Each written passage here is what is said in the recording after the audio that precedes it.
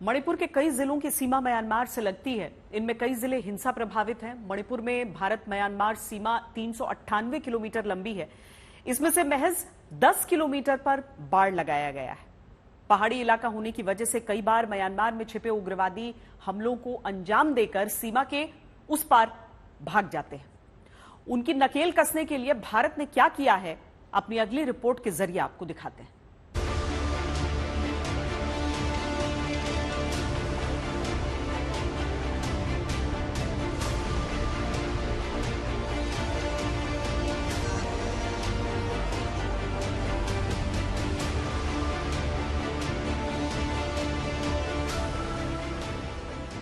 आज तक की टीम ने जलाकर राख किए गए मोरे शहर को देखा।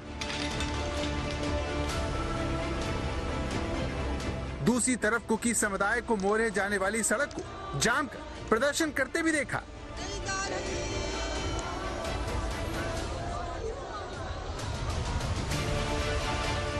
अब आज तक की टीम भारत म्यांमार बॉर्डर के उस चेक पॉइंट की ओर बढ़ रही है। यहाँ 26 जुलाई को हुई हिंसा में भारत म्यांमार फ्रेंडशिप गेट को भी तोड़ डाला गया। इस गेट के इस पार भारत और दूसरी तरफ म्यांमार है। यहाँ मैतेई समुदाय के लोगों की दुकानों को चुन चुन कर जला दिया गया। अब सवाल यह है कि क्या 26 जुलाई को हुई हिंसा में म्यांमार से अवैध रूप से आए घुसपैठियों का हाथ है? क्योंकि म्यांमार की तरफ से भारत में चंदेल से घुसपैठ हुई, जहाँ पर बाढ़ नहीं लगी है। सबसे बड़ी बात यह है कि चंदेल मोरे से बहुत नजदीक है। एक सवाल यह भी है कि आखिर म्यांमार के लोग भारत में अवैध रूप से क्यों घुसपैठ कर रहे हैं? इस सवाल से जुड़ा एक तथ्य यह है कि कोरोना काल से पहले FMR यानी फ्री मूवमेंट रिजीम के तहत दोनों ओर से जनजातीय लोगों को पास के जरिए आने जाने की छूट थी। म्यांमार के साथ सीमा पर आवाजाही को लेकर हुआ 6 दशक पुराना समझौता है। FMR दोनों ओर के समुदाय को 72 घंटे तक ठहरने की अनुमति देता है, बशर्ते कि उनके पास कानूनी परमिट हो। लेकिन इस वक्त वो भी बंद है, जिसके चलते घुसपैठ बढ़ गई है।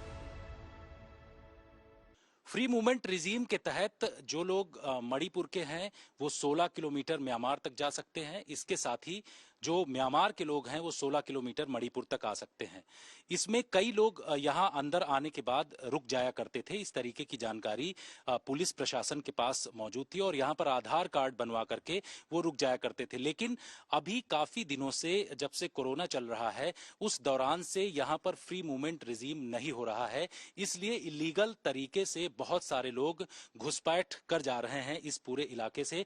इस वजह से आपको बता दें कि यहाँ पर पिछले कुछ दिनों पहले रिपोर्ट आई थी राज्य सरकार की और उन्होंने ये कहा था कि 700 से ज्यादा जो म्यांमार के सिटीजन हैं वो घुसपैठ कर गए हैं, उनको भेजा जा रहा है अंदर। साथ ही बायोमेट्रिक्स भी बनाए जा रहे हैं। तो इस तरीके की रिपोर्ट्स आई थी। लेकिन जो ये फ्रेंडशिप गेट है, यहाँ के ग्राउंड जीरो पर आज तक की टीम मौजूद है। यहाँ जो दुकानें आप देख रहे हैं ये पूरी तरीके से यहाँ पर बंद पड़ी है। मोरे का जो ये फ्रेंडशिप गेट आपको दिखाई पड़ रहा है, इस गेट को भी तोड़ा गया। यहाँ कुछ दिन पहले जो क्लैश हुआ था आपस में, उसमें मैतेई समुदाय से जुड़े हुए जो दुकानें हैं उनको भी यहाँ पर जलाया गया। साथ ही इस गेट को भी तोड़ा गया। साल 2014 में म्यांमार में 2000 उग्रवादियों ने शरण ली थी। इन उग्रवादियों को अधिकतर हथियार चीन के अवैध कारोबारियों से मिलते हैं। अक्सर ये म्यांमार से भारत आते हैं और हिंसा को अंजाम देकर वापस चले जाते हैं। 26 जुलाई को भी ऐसा होने की आशंका है। सबसे बड़ी बात यह है कि कुकी समुदाय मणिपुर और म्यांमार दोनों में रहते हैं। मणिपुर की सीमा से सटे म्यांमार के इलाके में कई मिलिशिया ताकतवर हैं, जिनके पास खतरनाक हथियार हैं। सुरक्षा एजेंसियों को डर है कि करीबी रिश्ते के तहत अगर म्यांमार के मिलिशिया ने मणिपुर के कुकी समुदाय को हथियारों की सप्लाई कर दी तो हालात हाथ से बाहर हो सकते हैं।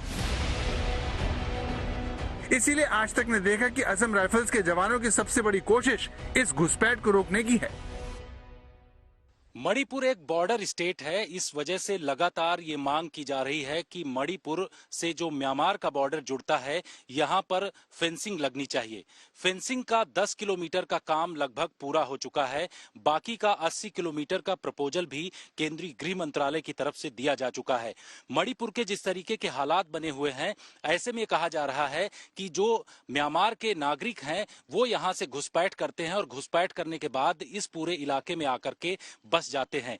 यही वजह है कि यहाँ असम राइफल बड़े स्तर पर सतर्कता बरत रही है और तमाम इलाकों में इस वक्त इनकी तरफ से निगरानी की जा रही है, जिससे कि ये घुसपैठ न हो सके। 10 किलोमीटर का जो ये पूरा फेंसिंग है उसको लगा दिया गया है।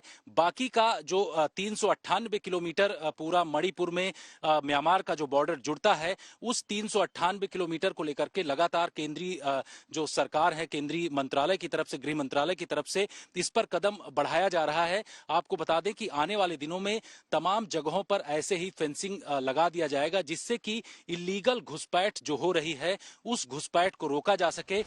इतनी लंबी चौड़ी और जंगली इलाकों वाली सीमा पर निगहबानी आसान नहीं है, खास तौर पर जब एक बड़ा हिस्सा ऐसा है जहां कोई बाड़ नहीं लगी है। यही वो इलाके हैं जहां सबसे ज्यादा घुसपैठ होती है। ये जो जहां पर हम इस वक्त मौजूद हैं, ये पूरी तरीके से पोरस बॉर्डर है।